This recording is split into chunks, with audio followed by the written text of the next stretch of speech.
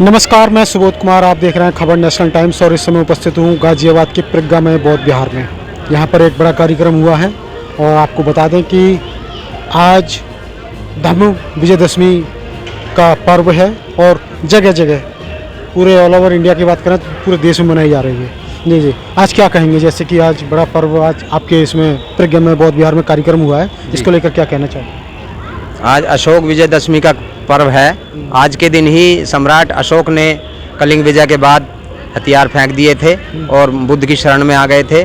उसी को ध्यान में रखते हुए, उन्हीं से प्रेरणा लेकर 14 अक्टूबर 1956 को धम्म विजयदशमी के दिन ही बाबा साहब डॉक्टर अम्बेडकर ने भी बौद्ध धर्म ग्रहण किया था नागपुर में। जी, आप कहते हैं कि विजयदशमी है, लेकिन अगर मैं लोगों की बात की जाए या दूसरे लोगों की बात की जाए, देश की बात की जाए, तो वो तो विजयदशमी मना रहे हैं।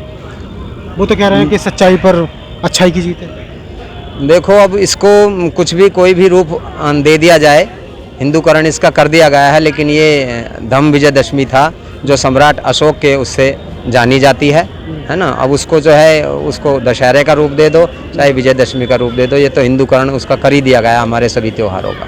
जी। इन्होंने कहा हिंदूकरण कर दिया गया है, लेकिन उन लोगों का मानना है कि हमारा ये, वो कहते हैं कि दशहरा है, हमारा दशहरा काफ़ी समय से प्राचीन समय से चला आ रहा है, और आप कह रहे हैं कि धम्म दशमी है। क्या कहेंगे इस पर? देखिए, जो इतिहास में जो साक्ष्य हैं वो धम्म विजयदशमी के हैं, और जो दशहरा वो जो कह रहे हैं वो रामायण जो उनकी काल्पनिक वो है ग्रंथ, वो उसके आधार पर कहते हैं। उनका जो तर्क है वो जो सुप्रीम कोर्ट ऑफ इंडिया, उसने भी नकारा है कि इस तरह का कोई व्यक्ति हुआ ही नहीं। अब जो उनका जो काल्पनिक जो ग्रंथ है उसके मुताबिक वो कहते हैं कि ये दशहरा है, लेकिन जो भारत में जो साक्ष्य मिलते हैं वो सम्राट अशोक के मिलते हैं। उन्होंने आज ही के दिन हथियारों का जो उनका जो संघर्ष का जो वो था, वो हथियार त्यागने का जो प्रवचन था, जो वचन था, उन्होंने ये निर्णय लिया था कि मैं आज के बाद हथियारों का त्याग कर दूंगा और शांति के साथ विजय प्राप्त करूंगा। तो जो साक्ष्य हैं वो सम्राट अशोक के हैं, ना कि राम के या मतलब दशहरा के या रावण के। जैसे कि उन लोगों का कहना है कि आप इस तरह के जैसे कार्यक्रम करते हैं, वो कहते हैं कि भाई हम सभी हिंदू हैं और सभी हिंदुओं में एकता होनी चाहिए, लेकिन आरोप लगाते हैं कि भाई आप इस तरह कार्यक्रम करके हिंदुओं की जो एकता है तोड़ने का काम करते हैं।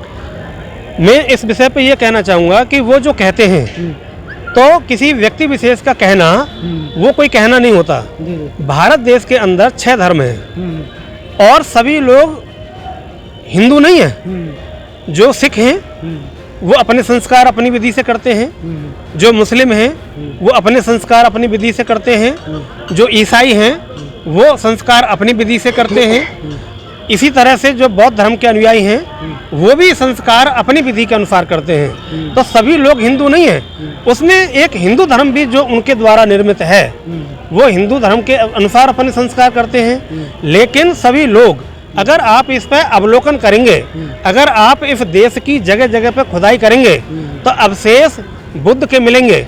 जैसा कि बौद्ध धर्म में कहा गया है कि यहाँ पर सबसे पहले, अगर मानवता के बाद जब मानव में ज्ञान प्राप्त हुआ तो सबसे पहले यहाँ सिर्फ बुद्धिज्म था। जैसे 27 बौद्धों का जिक्र है, फिर भगवान बुद्ध का जिक्र है, सम्राट अशोक का जिक्र है। तो ये जो बौद्ध संस्कृति है ये पूरा भारत पहले बौद्धमय था, जो कि इन्होंने बड़ी चालाकी इसलिए क्योंकि यही लिखने वाले थे और यही पढ़ने वाले थे और यही पढ़ाने वाले थे। जो आपका सवाल है, तो उस व्यवस्था पर इन्होंने पूरी तरह से कब्जा किया और हमारे धर्म को छोटा किया, हमारे त्योहारों को अपना त्योहार बनाया।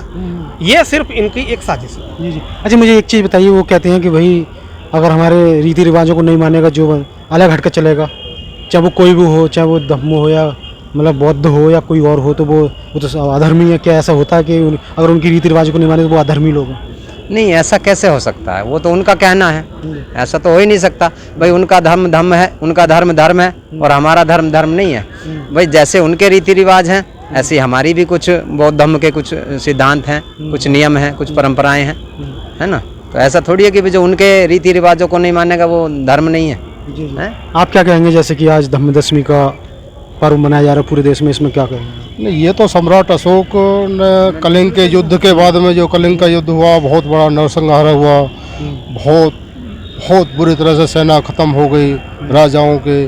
तो उसके बाद में ये स्वीकार करा था कि भाई शांति के ही रास्ते से ये सब संभव हो सकता है, मार काट की कोई ज़रूरत नहीं पड़ेगी। और उन्होंने संभव करके दिखाया, अपने बेटा बेटियों को भी इस काम में लगाया, लोगों को प्रेरित करा।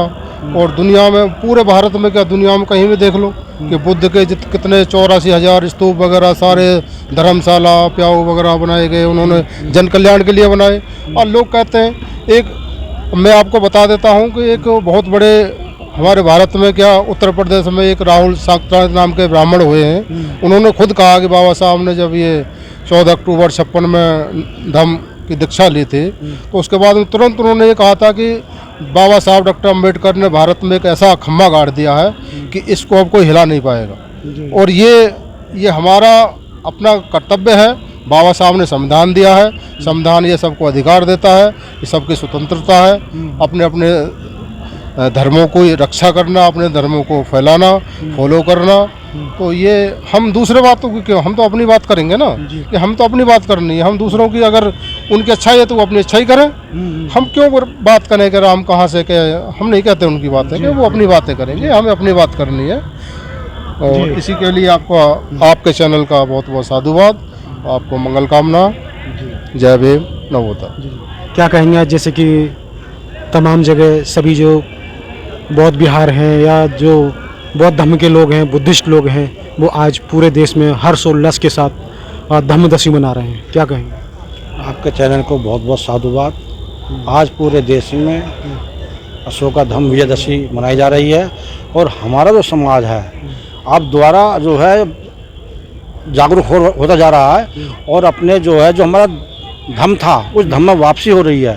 और धम्म में वापसी हो रही है तो हर्षोल्लास से धम्म में शामिल जो लोग हैं अशोका धम्म विजयदशमी को मना रहे हैं। पहले इनको जानकारी नहीं थी, लेकिन आज सोशल मीडिया है, व्हाट्सएप से इससे जानकारी उनको मिलती है, पढ़ते हैं, लिखते हैं, वो जागरूक होते हैं। तो आज वापसी हो रही है हम लोगों की। जी। मुझे ये बताइए, अभी जैसे कहा था कि बाबा साहब ने ऐसा खंभा खड़ा कर दिया जिसको कोई हिला नहीं सकता, लेकिन वो लोग तो इतने हावी हो रहे हैं क्योंकि आज तमाम पीछे से जो तमाम, जैसे कि अगर बाबाओं की बात करूं, कथावाचक की बात करूं, तमाम आवाज़ उठा रहे हैं कि जी हिंदू राष्ट्र पर उतारू हो रहे हैं। तो इसको लेकर आप क्या कहेंगे? जबकि ये कहा जा रहा है कि बाबा साहब ने खंभा ऐसा गाड़ दिया है कि उसको हिला नहीं सकता, लेकिन वो लोग तो तमाम इतने हावी हो रहे हैं कि हिंदू राष्ट्र की मांग कर रहे हैं। देखिए, जो भारत देश है वो धर्मनिरपेक्ष देश है और यहाँ स्वतंत्रता है कि कोई व्यक्ति अगर वो उस धर्म में अपने को असहज महसूस समझता है, उसको ये लगता है कि मैं अपने को बेहतर अपना जीवन यापन दूसरे किसी धर्म में कर सकता हूँ, तो चाहे वो कोई भी धर्म है। जैसे मैंने अभी आपको बताया कि भारत के अंदर 6 धर्म है, तो वो एक दूसरे धर्म से परिवर्तन कर सकता है। इसमें किसी का हावी होना या ना होना ये कोई बहुत मायने नहीं रखता, क्योंकि इस समय सरकारें उनकी चल रही हैं। इस समय व्यवस्था पे पूरा जो कंट्रोल है वो एक वर्ग का हो गया है। जब तक उस वर्ग का कंट्रोल रहेगा वो इस तरह की बातें करते रहेंगे। इस देश से ना तो कहीं ईसाई धर्म जाने वाला, ना कहीं सिख धर्म जाने वाला, ना कहीं मुस्लिम धर्म जाने वाला, ना कहीं जैन धर्म जाने वाला और ना कहीं बौद्ध धर्म जाने वाला। लेकिन देश में तो जो विशेष संगठन है, विशेष बड़े लेवल पे संगठन है, उसका प्रभाव है मतलब उनके जैसे संगठनों का, तो फिर और लोग कैसे कर पाएंगे, कैसे रह पाएंगे? देखिए, जैसे अभी वर्तमान में, कि मैं आपको बता दूं कि पहले जिस विशेष संगठन की बात की जा रही है वो पहले बैन भी हो चुका था, लेकिन फिर से उसे लागू किया है, मतलब हटाया बैन उस पे से, और ये क्या हटाया कि भाई आप राजनीति में नहीं आओगे। लेकिन आज तो पूरी तरह से हावी है, तो कौन उसे बैन कर फिर से, मतलब कैसे उससे जीत पाओगे, मतलब वो बैन हो पाएगा या फिर हट पाएगा उसका प्रभाव? देखिए, इस पे जो बुद्धिजीवी वर्ग है वो विचार करेगा और जो सही दिशा होगी उस पर काम किया जाएगा। जी जी। अंत में आज क्या संदेश देना चाहेंगे इस पर? मैं सबसे पहले तो आपके चैनल का बहुत बहुत आभारी हूँ कि आपने प्रज्ञामय बुद्ध विहार यहाँ आकर के हमारे इस कार्यक्रम को जो कवरेज किया है, आप बधाई के पात्र हैं। और मैं आपके चैनल के माध्यम से यही कहना चाहूँगा कि जो भगवान बुद्ध का संदेश है उसको जन जन तक पहुँचाया जाए। भगवान बुद्ध ने मार्ग बताया है, उस मार्ग पर चला जाए, उनके धम्म के अनुसार आचरण किए जाएं। भगवान बुद्ध के धम्म के अनुसार जो हमारे संस्कार हैं उनको अपने जीवन में अमल में लाया जाए और हम इस धम्म को मजबूती से आगे बढ़ाएं और इस पर काम करें।